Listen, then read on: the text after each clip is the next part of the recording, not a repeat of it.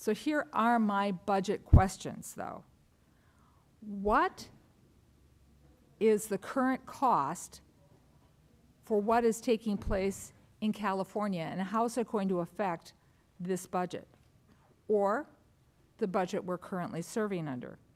How much are these deployments going to cost for both the Marines and the National Guard? And what training or duties are not taking place because of these deployments? Where in your limited budget, sir, are you going to find, in the remainder of this fiscal year, are you going to pull the money to cover these deployments? What holes are being created? Well, Congresswoman, thank you for the question. You are right. We are both originally from Minnesota, which is why I recall 2020 quite well, when Governor Walz abandoned a police precinct and allowed it to be burned to the ground, and also allowed 5 days of chaos to occur inside the streets of Minneapolis. The police precinct, ma'am, was abandoned and burned to the ground.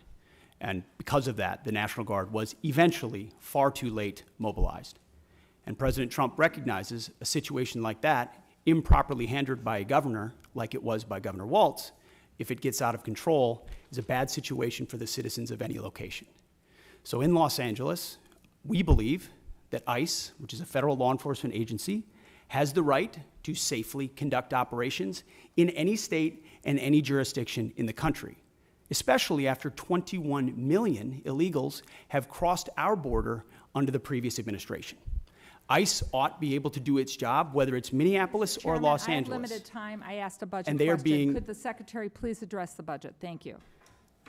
You asked about the situation in Los Angeles, and we believe ICE agents should be allowed to be safe in doing their operations, and we have deployed National Guard and the Marines to protect them in the execution of their duties, because we ought to be able to enforce immigration law in this country, unlike what Governor Walz did in 2020.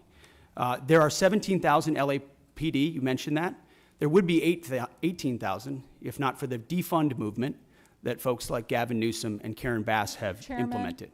The police chief said she was overwhelmed, so we helped. If the Secretary's not going to ask the budgetary questions, I will yield back my time if the Secretary refuses to answer the budgetary questions I put before him.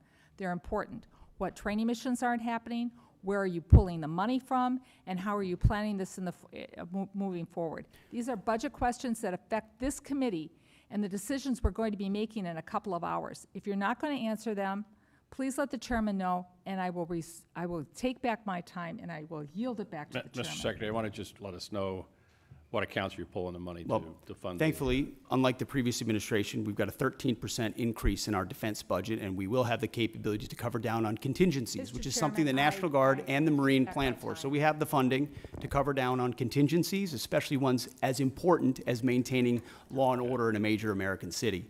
As far as training, all of the units on the ground have been fully trained in their capabilities of what they're executing on the ground. For budgetary, if